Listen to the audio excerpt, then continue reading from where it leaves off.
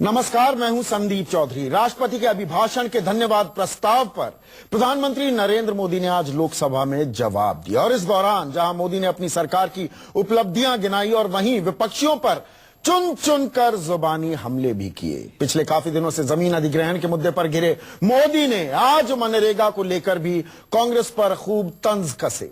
मनरेगा को कांग्रेस की विफलता का जीता जागनाई और वहीं विपक्षियों पर चुन चुन कर जुबानी हमले भी किए। पिछले काफी दिनों से जमीन अधिग्रहण के मुद्दे पर घिरे मोदी ने आज मनरेगा को लेकर भी कांग्रेस पर खूब तंज कसे। मनरेगा को कांग्रेस की विफलता का जीता जागता स्मारक बताते हुए मोदी ने जमीन अधिग्रहण बिल पर कहा कि हम इसमें बदलाव को तैयार हैं। दरअसल माना यह जा रहा है कि ये तमाम पैतरे मोदी इसलिए दिखा रहे हैं ताकि किसी तरह से नया जमीन अधिग्रहण बिल पास हो जाए और मोदी के आर्थिक सुधार की गाड़ी आगे बढ़ सके। ऐसे में आज हमारा सबसे बड़ा सवाल, क्या भावुक भाषण से मोदी पास करवा लेंगे लैंड बिल और क्या मनरेगा का मजाक उड़ाने से मोदी को मिलेगा फायदा? इन पर चर्चा करने के लिए कुछ खास मेहमान मेरे साथ जुड़ेंगे और चर्चा करने के लिए मेरे साथ कुछ खास मेहमान स्टूडियो में भी जुड़ चुके हैं और बाहर से भी। हमारे साथ डॉक्टर संबित पात्रा हैं, राष्ट्रीय प्रवक्ता बीजेपी के। सलमान सोज कांग्रेस के प्रवक्ता हमारे साथ हैं, साथ ही साथ हिंदुस्तान टाइम्स के पॉलिटिकल एडिटर विनोद शर्मा और दिल्ली से मेरे साथ जुड़ रहे हैं आम आदमी पार्टी के नेता दिलीप पांडे। डॉक्टर पात्रा, आज प्रधानमंत्री मोदी आक्रामक थे या रक्षात्मक? मैं थोड़ा कंफ्यूज हूं। देखिए, मैं पूरे भाषण को सुन रहा था और मैं व्यक्तिगत रूप से भी कहूंगा और मुझे पता है हिंदुस्तान की जनता इससे सहमत होगी। पार्लियामेंट में बहुत कम ऐसे समय आए हैं, बहुत सारे आए होंगे अवश्य, मगर बहुत कम ऐसे हाल फिलहाल के दिनों में आए हैं जो इस प्रकार का भाषण सुनने को मिला होगा। आज जिस प्रकार का अंदाज मोदी जी को देखने का मिला वो अपने आप में बहुत काबिले तारीफ था। और आपने जो प्रश्न पूछा वो रक्षात्मक थे या वो आक्रामक थे, मैं कहूंगा पार्लियामेंट में एक स्पीच में अगर दोनों हो जाए तो इससे कमाल कुछ नहीं हो सकता है। आपने बिल्कुल सही कहा कि ऑपोजिशन को लेकर चलने की कला भी इस भाषण में थी और ऑपोजिशन को आईने दिखाने का भी जो कला है, मतलब तंज भी कस रहे हैं, तंज भी कस रहे हैं और उनकी मदद भी मांग रहे हैं, गुहार भी लगा रहे हैं, अरे भैया पास करा दो, आपसे कुछ चूक हो गई थी, हम भी आपका साथ दे रहे थे, अब हमारा साथ दे दो, हम पूरा क्रेडिट आपको दे देंगे। ये मतलब मैं कंफ्यूज हो गया, फिर से दोहराऊंगा। देखिए, पार्लियामेंट में भाषण करने की कला होती है। इससे पहले कि मैं इसके डिटेल में जाऊं, अभी विनोद जी भी बैठे हैं, मैं एक एकेडमिक पॉइंट रखूं जरा। मुझे एग्जैक्ट डेट्स वगैरह याद नहीं है। कृष्णमाचारी उस जमाने में होते थे फाइनेंस मिनिस्टर और संजय गांधी जी को उन्होंने, जहां तक मैं ठीक समझता हूं, विनोद जी को ठीक लैप डॉग ऑफ नेहरू कह दिया था। नहीं यार, ये फिरोज गांधी की बात है, बहुत तुम्हारी उम्र से पहले की बात। लैप डॉग कह दिया था, मगर किस खूबसूरती से फिरोज गांधी ने उसको वापस भेजा था, ये कहकर कि now I should do to you. You are a pole of democracy. You are a pillar of democracy. Now I should do to you नहीं, what डॉक्टर पात्रा, देखिए आप फिरोज गांधी का जिक्र करने लगते हैं। वो नेहरू साहब के सन लॉ होने के बावजूद सबसे सशक्त विपक्ष के नेता माने जाते थे 50 के दशक में। तो सबसे बड़े मुद्रा स्कैंडल से लेके LIC और न जाने तमाम घोटालों का खुलासा विपक्ष नहीं कर पाया और son in law of the prime minister did it. That's what important. The importance of this whole issue is कि पार्लियामेंट में अपने विषय को दोनों पक्षों से कैसे रखना है और एक दायरे में रखना है, ये आज मोदी जी ने सिद्ध किया है। ये गले की हड्डी बन गई है क्या भूमि अधिग्रहण? आज देखिए, अब वो कह रहे हैं हमने, देखिए हमें मालूम था कि आप सियासी फायदा उठाएंगे, चुनावी फायदा उठाएंगे, तब भी हमने पास करवा दिया। देखिए, आज हमें मदद कर दो। आज उसमें एक बहुत महत्वपूर्ण पॉइंट जो मोदी जी ने कहा कि ये जो बिल थी 1894 के पश्चात 2013 में जाके अमेंड हुआ। 120 वर्ष हमें लग गए इसकी खामियों को जानने के लिए। 104 साल बाद 104 साल बाद आपकी सरकार आई थी। उन्होंने ये भी कहा 1998 में कर देते 2004 तक। उन्होंने कहा कि हम भी थे उसमें, कभी भी उन्होंने ये नहीं कहा कि हम नहीं थे, हमारी सरकार। आप सवाल फिर भी घुमा गए। 120 साल के बाद छोड़िए ना, 104 साल बाद क्यों नहीं किया? वो शायद वो पॉलिटिकल प्रूडेंस कि हमें इससे इलेक्शन में जीतना है, वो इलेक्शन में जीतने की बात, थोड़ा इलेक्शन में जीतने के लिए लाए हैं आप ये ऑर्डिनेंस। 2013 में आपने मुझसे जो सवाल पूछा उसका उत्तर पहले दे दूं, उसके बाद ये ऑर्डिनेंस अब क्यों लाए उसका भी उत्तर दूंगा। 2013 में जब इलेक्शन के चौखट में खड़ी थी कांग्रेस, तब इस बिल को ला रही थी, तो स्वाभाविक रूप से इससे आपके उस प्रश्न का उत्तर मिलता है जब आपने मुझसे पूछा क्या उससे किसी प्रकार का पॉलिटिकल बेनिफिट रीप करने का प्रयास कांग्रेस कर रही थी। जरूर कर रही थी, मगर नाकाम रही है, अलग विषय है। मगर जिस संजीदगी के साथ नरेंद्र मोदी जी ने आज विपक्ष को एक एक पॉइंट्स उस बिल के, और कल अरुण जी ने भी एक एक पॉइंट बाय पॉइंट की ये गड़बड़ियां थी, हम दोनों से भूल हुई, क्योंकि हमने भी आपका समर्थन किया था, मगर उसके बाद आप ही के मुख्यमंत्री आके इसके खिलाफ बोल रहे थे, तो मेरा धर्म है कि मैं मुख्यमंत्रियों की तो सलमान, अगर चूक कोई मान रहा है, वो मान रहे हैं और आपका सहयोग दिया जानते बूझते कि आप उसका फायदा उठाएंगे, फायदा नहीं मिला वो अलग बात हो जाती है, तो आप इनकी बात क्यों नहीं मान लेते? अब प्रधानमंत्री आपसे ये बात मांग कर रहे हैं। मैं आपको ये बताऊं कि ये बड़ी हैरानकुन बात है कि जिस कानून को बीजेपी और कांग्रेस और बाकी पार्टियों ने मिलके सिर्फ 1 साल पहले बनाया, इतनी जल्दी उस कानून को खत्म करने की क्या जरूरत नहीं? इसमें दो बातें सलमान, 2 बातें। पहली बात, जो ये एग्जेम्प्टेड लिस्ट है, सेक्शन 105 शेड्यूल 4 में 13 चीजें आपने एग्जेम्प्टेड लिस्ट में रखी, 5 चीजें जोड़ दी बीजेपी ने। पहली चीज जिसके बारे में लगातार चर्चा की जा रही है वो है सिक्योरिटी कंसर्न्स।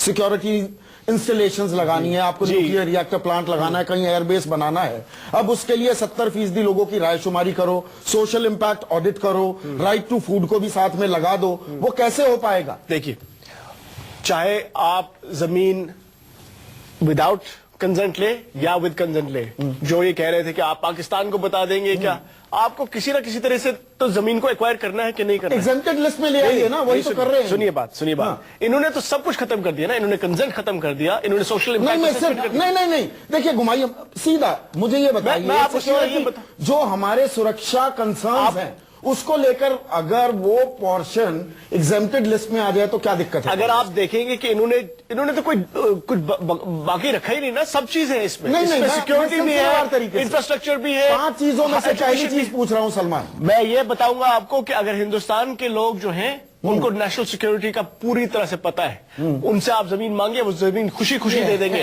लेकिन नहीं क्यों, लेकिन एग्जाम्पल लिस्ट में चला जाए तो क्या दिक्कत है? 13 चीजें आपने भी डाली ना। नहीं, देखिए मैं ये कहता हूं आपको कि इन्होंने जो किया, जो इन्होंने जिस तरह से इस बिल को लाया, इसमें इन्होंने कुछ जो पुराना एक्ट था 2013 का, उसको तो टोटल खत्म। नहीं, वो मैंने मान ली। I am taking that on face value. Salman, मेरा सवाल देखिए ऐसा है, 5 चीजें जो इन्होंने जोड़ी, 13 + 5 18 चीजें एग्जेम्प्टेड लिस्ट में आ गई। मैं ये कह रहा हूं कि क्यों ना कांग्रेस, आप सिक्योरिटी कंसर्न्स को लेकर ये राष्ट्रवाद का ढोल जो पीट रही है बीजेपी, आपका ये सिक्योरिटी कंसर्न्स डाल दीजिए एग्जेम्प्टेड लिस्ट में, बाकी 4 चीजें नहीं।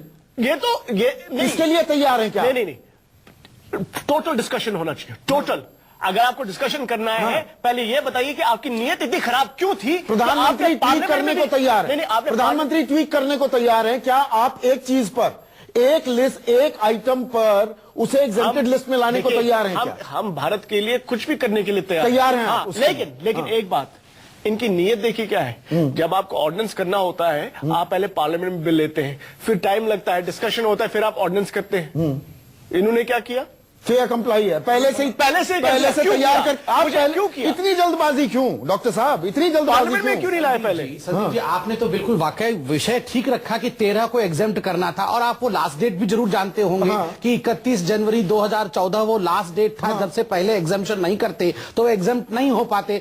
अरुण जेटली जी ने यही उत्तर राष्ट्रपति अर्थात प्रणब मुखर्जी को दिया था। मन की बात आप करते हैं, देश के मन की बात तो जान लेते, अध्यादेश लाने की मजबूरी क्या थी सर? बता तो रहा हूं, आपको समझाया मैंने। यही प्रश्न राष्ट्रपति महोदय ने भी पूछा था कि क्या जल्दी है, उनको क्लॉज बाय क्लॉज समझा गया, तभी जाके उन्होंने कंसेंट दिया। और सबसे बड़ा कारण था कि जिन 13 + 5 को आपने एग्जेम्प्ट करना था सेक्शन 105 के अंतर्गत, जो कि शेड्यूल 4 में डले हुए थे, उनका लास्ट डेट एग्जेम्प्ट करने का 31 दिसंबर 2014 था। इस कारण से 29 दिसंबर 2014 को अंततः ऑर्डिनेंस लाना पड़ा, वरना उन हजारों करोड़ों किसानों को मुआवजा नहीं मिलता। जो ये एक्ट पास हुई 2013 में डॉक्टर पात्रा, ये बात मैं पहले भी कह चुका हूं, फिर बताना पड़ेगा दर्शकों को कि नेता प्रतिपक्ष, तत्कालीन नेता प्रतिपक्ष लोकसभा में सुषमा स्वराज के संशोधनों का संज्ञान लिया यूपीए ने, रविशंकर प्रसाद नेता प्रतिपक्ष, उप नेता प्रतिपक्ष राज्यसभा में, उनका संज्ञान लिया, स्टैंडिंग कमेटी के अध्यक्ष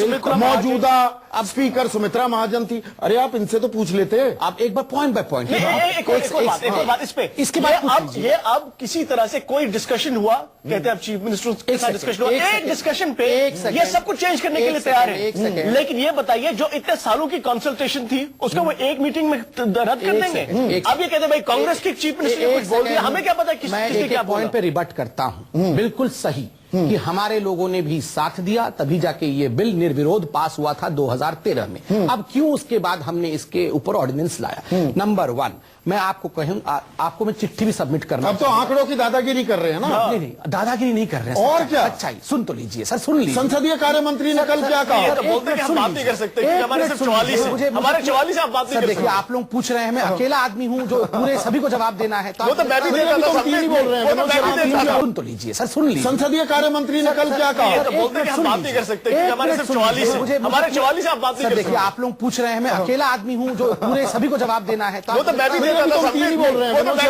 बोलेंगे तो मेरे खिलाफ ही बोलेंगे, तो मुझे सुन लीजिए। पहला विषय है नंबर 1 कॉज क्यों हमने चेंज किया। एक तो मैंने आपको टेक्निकल पॉइंट दिया 31 जनवरी से पहले, उसको दोबारा दोहराऊंगा नहीं। 27 जून 2014 को बैठक होती है 32 राज्य और यूनियन टेरिटरीज की। नितिन गडकरी जी मंत्री हैं, सभी राज्यों के मुख्यमंत्री राजस्व मंत्रियों को भेजते हैं। राजस्व मंत्री एक ही विषय कहते हैं, चाहे वो हमारे राजस्व मंत्री हो चाहे वो उनके राजस्व मंत्री हो, इंक्लूडिंग हरियाणा, आसम, केरला, महाराष्ट्र। आप कहेंगे तो ये जयराम रमेश जी को चिट्ठी है, वो चिट्ठी मैं आपको सबमिट करता हूं। ये पृथ्वीराज चौहान जी की है। हरियाणा की चिट्ठी मेरे हाथ में है। The consent clause should be re examined as ownership of land vest to the government. आप डॉक्यूमेंट, एक मिनट सलमान, डॉक्यूमेंट निकालेंगे ना? मैं स्टैंडिंग कमेटी जिसकी अध्यक्षता सुमित्रा महाजन कर रही थी उसकी मैं रिकमेंडेशंस निकाल लीजिए। वो जो 13 exempted list items exempted list में थे, स्टैंडिंग कमेटी ने कहा ये देश हित में नहीं होंगे। बिल्कुल आपने हामी भर दी।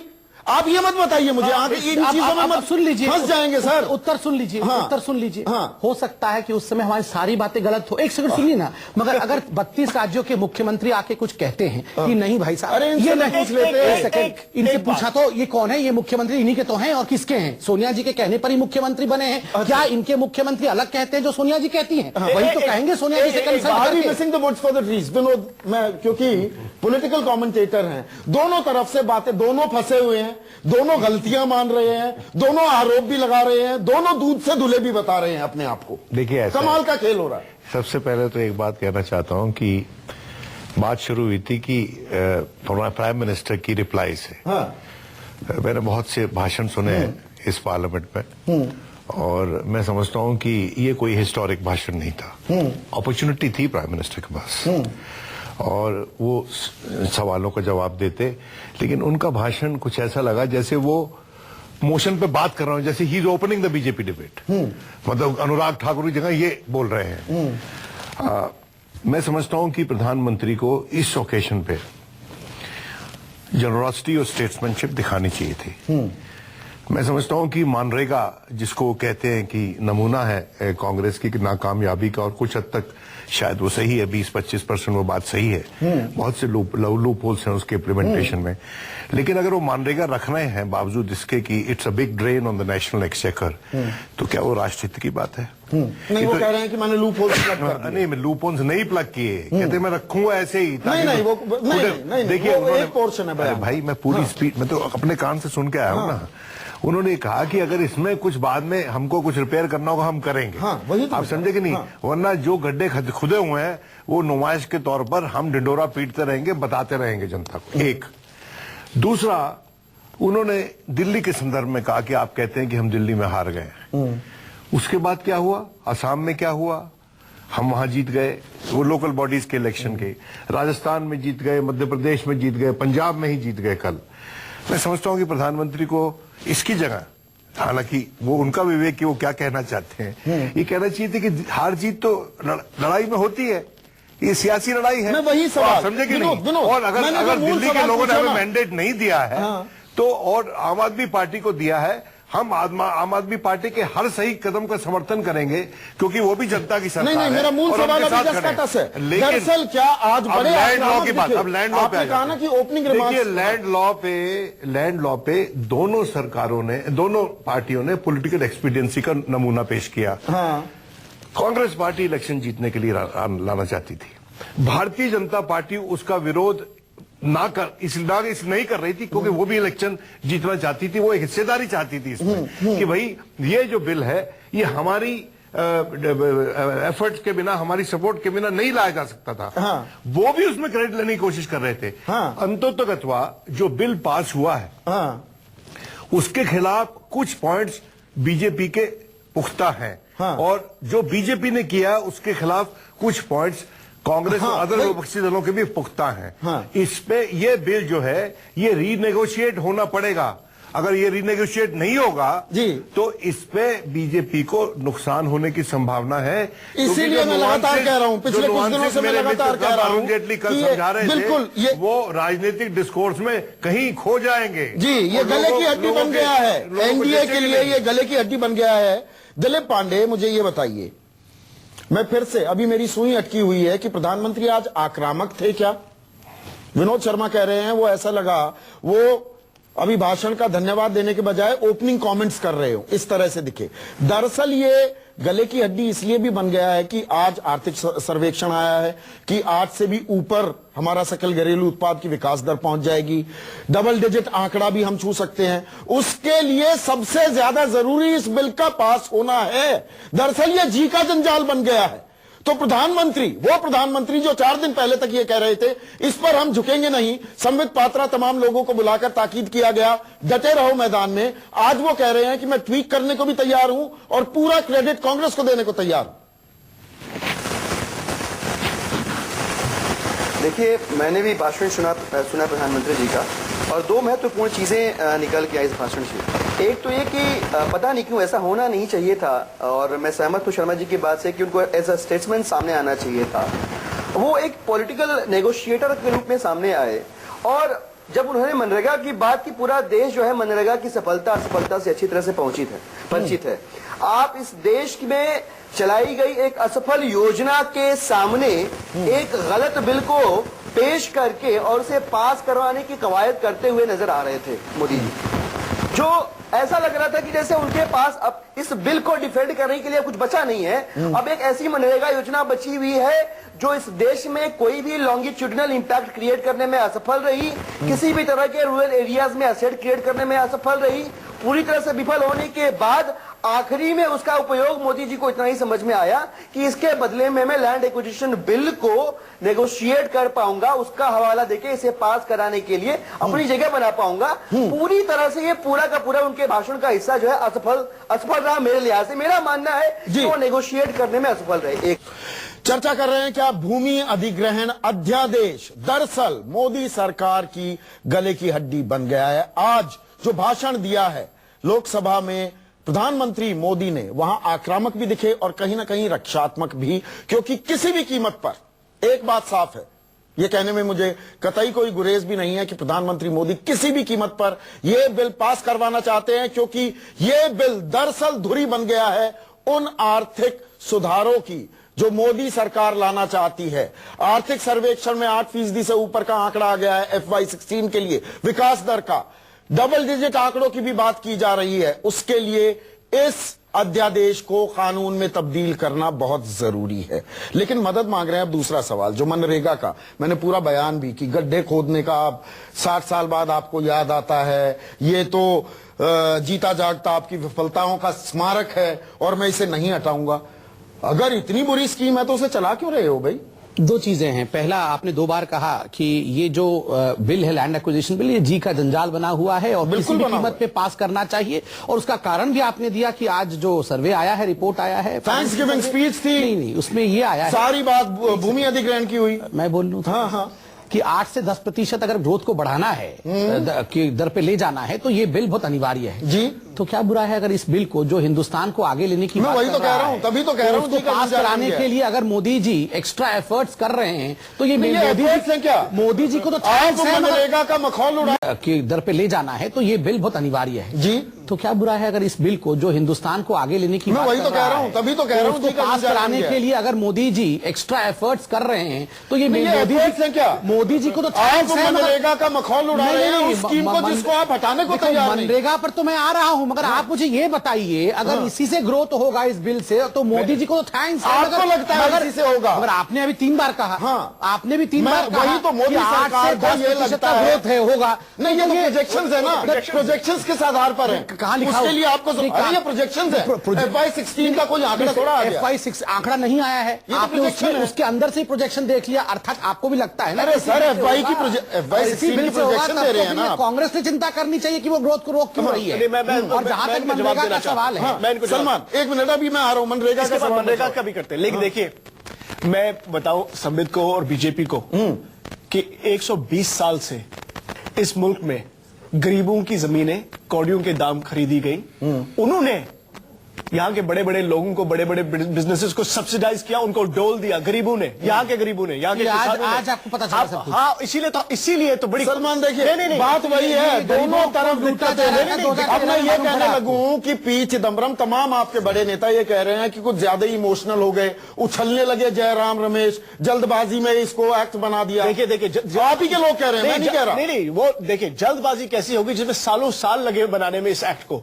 इस 2007 से इस बिल पे डिस्कशन हो रहा है, 2007 से। आनंद शर्मा ने ऐसे ही चिट्ठी लिखी मनमोहन सिंह को। आपने, अगर आप आनंद शर्मा की बात करते हैं, हमने पहले ही सुमित्रा महाजन की बात की, हमने सुषमा स्वराज वही तो कह रहा हूं ना, दोनों तरफ। लेकिन जब आ गया, ये बड़ी विचित्र स्थिति है। कानून बन गया, जब कानून बन गया, सबने सहमति हुई, सबकी सहमति हुई, तो फिर क्या प्रॉब्लम है? नहीं, वो आदर्श कानून नहीं था ना, दिक्कत तो वहीं है। उसके बाद आपके मुख्यमंत्री क्यों आए थे? अब ये देखिए, अब किसी तरह से इस कानून को कमजोर खत्म करने के लिए, भाई नेशनल इंटरेस्ट, हमें न्यूक्लियर प्लांट बनाना है। न्यूक्लियर प्लांट आप एक दिन में बनाएंगे?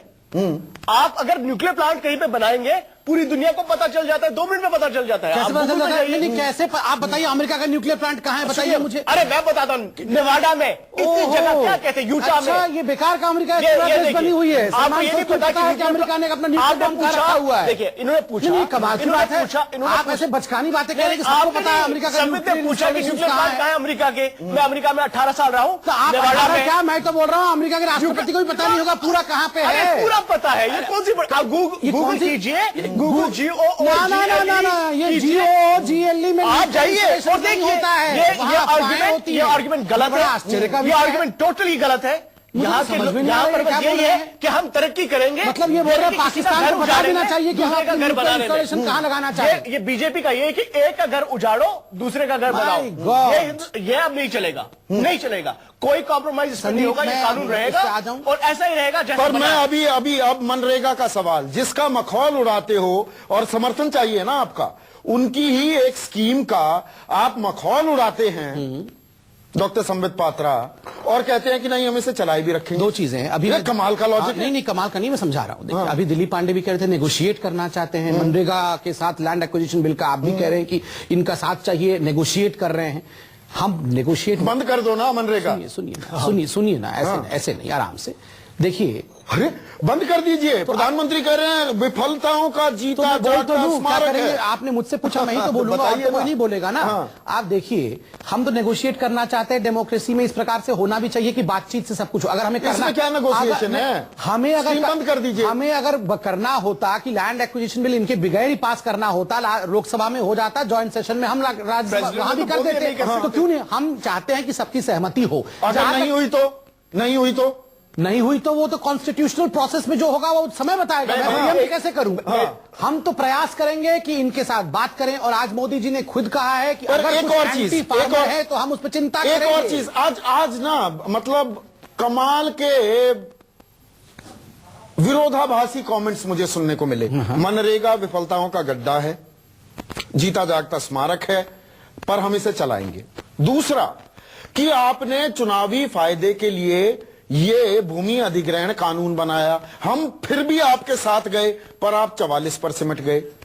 तो ये अगर आपको चुनावी नुकसान पहुंचाता है भूमि अधिग्रहण कानून, आप इतने क्यों आमादा हैं, इतने क्यों उत्सुक हैं? ये समझाइए मुझे। एक एक करके उत्तर दूं। पहला विषय है, जहां तक मनरेगा का सवाल है, आप बताइए ऐसा कौन सा एक्ट है जिसमें 30% पिल्फरेज हो जाए? बंद करो ना। सुन तो लीजिए, आप इतनी जल्दी क्यों उतावले हो जाते हैं? देखिए, 30% पिल्फरेज हो जाए और उसके बाद भी हम उसकी सराहना बंद कर दीजिए।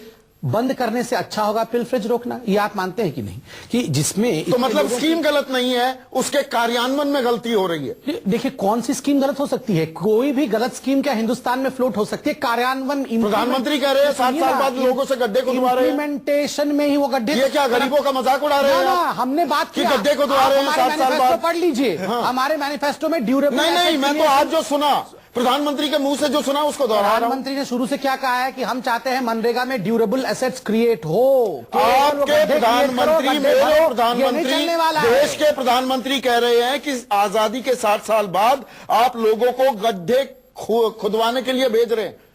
अरे पैसे मिल रहे हैं भाई।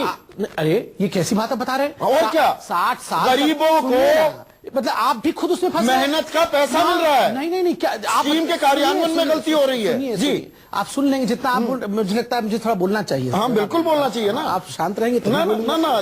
पहली बात, हाँ 60 साल भी बाद भी ड्यूरेबल एसेट्स नहीं बन रहे, गड्ढे खोद रहे, पैसे मिल रहे हैं, वो ठीक है। क्या स्किलफुल इंडिया नहीं होना चाहिए? 60 वर्षों में भी लोगों को इकोनॉमिक सर्वे के फिर आंकड़े बता दूं। आप स्किल फिर इकोनॉमिक सर्वे के आंकड़े बता दूं। आप पढ़ लिया आपने? आप चाहते हैं कि आपने अपनी सरकार का इकोनॉमिक सर्वे पढ़ लिया? सब कुछ हो जाए, आप यही चाहते थे? आपने इकोनॉमिक सर्वे पढ़ लिया? पहले कंप्लीट कर लूं। आप स्किल्ड वर्कफोर्स कितनी, नहीं किस विकास दर से बढ़ी है? हम ड्यूरेबल एसेट्स की बात करते हैं। 2%। अगर हम ड्यूरेबल एसेट्स की बात करते हैं तो क्या मुश्किल है? आप गड्ढे खुदवाओ या गड्ढे मत खुदवाओ, 30% सिल्वरेज हो जाए और हम उसको सर पे उठा के देखिए आराधना करें, ये कहां की सच्चाई है? जी विनोद, फिर वही बात आ रही है, मनरेगा इतनी बुरी स्कीम है, अब कार्यान्वयन की बात आने लगी। संकेत जा रहा है कि मनरेगा बहुत बुरी स्कीम है। गलत बात है उसमें कहीं ना कहीं, नहीं एक मिनट रुक जाइए, कहीं ना कहीं बात तो भूमि अधिग्रहण बिल से ही जाकर रुक रही है। देखो मेरी बात, आपको क्या लगता है ये बिल किस तरफ जाता दिख रहा है? प्रधानमंत्री ने जो शुरुआत की स्वच्छ भारत से, बहुत ही सकारात्मक शुरुआत थी। उन्होंने कहा नाम पे मत जाइए, उद्देश्य पे जाइए। ऑब्जेक्टिव क्या है? उन्होंने कहा कि total sanitation campaign Atal ji के टाइम में शुरू हुआ था, बाद में उसका नाम निर्मल भारत हो गया, अब कहते हैं कि स्वच्छ भारत हो गया। तो नाम पे मत जाइए, जो उद्देश्य है उस पे जाइए। उसी तरह से मैं समझता हूं यही लॉजिक अगर वो मनरेगा पे लगाते और ये कहते कि इसका उद्देश्य अच्छा है लेकिन अभी तक इसकी जो उपलब्धियां हैं उसमें बड़े प्रश्न चिन्ह हैं, और सच में है तो, और समृद्ध भी मानते हैं। हाँ? अब जब जनधन योजना आएगी, cash transfer, direct cash transfer scheme आएगी यूडीआई के बेसिस पे, तो इसका जो भत्ता मिलता है वो सीधा लोगों तक जाएगा। अभी क्या प्रॉब्लम थी कि लोगों को रोजगार का जो मेहनत करते थे, एक तो उसमें कोई साइंटिफिक थिंकिंग नहीं गई कि किस तरह का इंफ्रास्ट्रक्चर क्रिएट करना है रूरल इंडिया में इस स्कीम के जरिए। देखो ये स्कीम जो थी ये कैसे ओरिजिनेट हुई? ये ऑल्टरनेटिव एम्प्लॉयमेंट स्कीम है कि जब सूखा पड़ जाए, जब एग्रीकल्चर सेक्टर जो है उसमें वर्कफोर्स को जज्ब करने की वो शक्ति ना रहे, तो उस वक्त भी सस्टेनेंस के लिए लोगों को कोई रास्ता होना चाहिए। प्रधानमंत्री की स्पीच में लॉजिकल फ्लो ऑफ रिकंसिलिएशन नहीं था, और मैं ये समझता हूं कि अगर उनका ये होता, अगर वो जैसे निर्मल भारत पे बात कर रहे थे उसी तरह से मनरेगा पे करते, और जैसे कि बाद में लैंड बिल पे उन्होंने कहा कि देखिए हमने आपका समर्थन किया, आपने सोचा कि आप इससे जीत जाएंगे, वो कुछ कहने की जरूरत नहीं थी।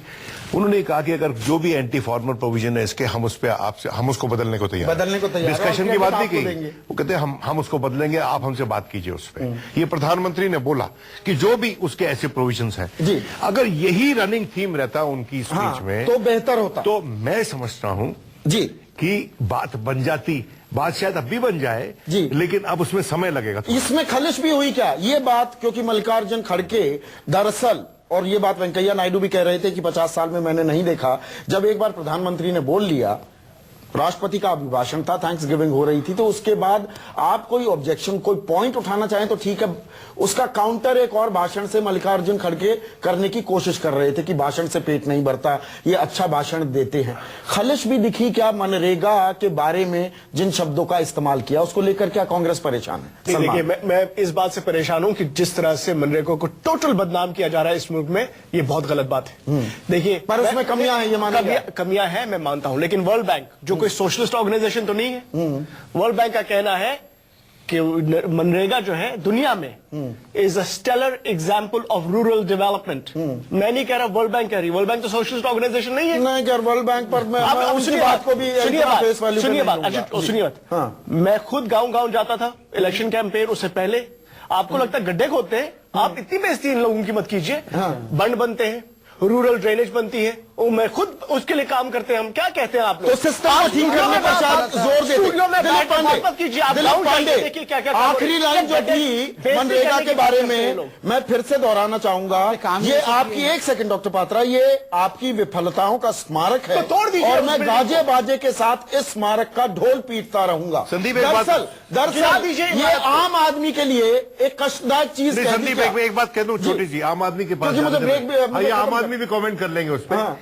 देखिए, प्रधानमंत्री की एक प्रवृत्ति है कि वो चिढ़ाते बहुत हैं। हाँ। अब जैसे आम आदमी पार्टी के संदर्भ में उन्होंने कहा कि जिस स्टेट में बिजली पैदा नहीं होती वहां की सरकार प्रॉमिस कर रही है फ्री बिजली या हाफ द प्राइस बिजली। मैं तो अरे बोल भाई, रहा अगर हूं- कोऑपरेटिव एक मिनट, अब दिलीप पांडे अगर को बोलना कोऑपरेटिव पड़ेगा। फेडरलिज्म एक मिनट है है मेरे पास। तो दिलीप, बिजली मुहैया दिलीप, कीजिए ना। ये दरअसल मैं आम क्या आदमी बोल रहा इसको हूं, वो ठीक तरह से चिढ़ाते नहीं करेगा हैं। कभी तो बाकी लोग मुझे वो तटस्थ नाराज है तो होगा, वो चिढ़ते गुस्से क्यों में हैं? आएगा। जी दिलीप पांडे। देखिए, दो बातें कहना चाहूंगा मैं। एक तो ये कि अभी संबित जी कह रहे थे कि हम सबको साथ लेकर चलना चाहते हैं। जब सबको साथ लेकर चलने की बात है तो मुझे ये समझ में नहीं आता कि अध्यादेश की आत्मा का हनन करने की आवश्यकता क्या थी, अध्यादेश लाने की जरूरत क्या थी साहब? आराम से आप बिल लेके आते, इसके ऊपर चर्चा कराते, डिबेट कराते, इसके बाद इसको पास करते। लेकिन नहीं, जल्दीबाजी में अध्यादेश लाना इनके लिए आवश्यक था। आनन फानन में जो लाभ ये उद्योगपतियों को, कुछ खास लोगों को देना चाहते थे, वो इस बिल के जरिए पहुंचाना चाहते हैं। हमारा ये मानना है कि इस भाषण में प्रधानमंत्री जी टोटल बैकफुट पे नजर आए। अगर ऐसा नहीं होता तो तमाम जीतों को गिनवाने के साथ, अगर दिल्ली की हार इतनी ही अमहत्वपूर्ण थी जिसका ठीकरा ऑलरेडी शिफ्ट किया जा चुका है किसी और के माथे, उसको यहां मेंशन करने की जरूरत नहीं पड़ती। और जिन बिजली के बिलों की बात मोदी जी कर रहे थे, मैं ध्यान दिलाना चाहूंगा, कौन सी बिजली के बारे में बात की मोदी जी ने? पहले उनकी तस्वीरों के साथ आज नहीं, अखबारों में बड़े बड़े विज्ञापन आए थे जिसमें कहा गया था जी 50% बिजली के बिल कम चलिए चलिए। चलिए, ये चर्चा आगे भी कभी हम बढ़ाएंगे। दिलीप पांडे, माफी चाहूंगा, आपको सबसे कम वक्त मैंने दिया, और अगली बार मैं इसकी भरपाई करने की पूरी कोशिश करूंगा। डॉक्टर संबित पात्रा, सलमान और विनोद शर्मा, आपका बहुत बहुत शुक्रिया। तो भूमि अधिग्रहण को लेकर ये जंग, जमीन का जो ये जी का जंजाल बन गया है, ये किस तरह से अनफोल्ड करेगा, इस पर हमारी नजर रहेगी।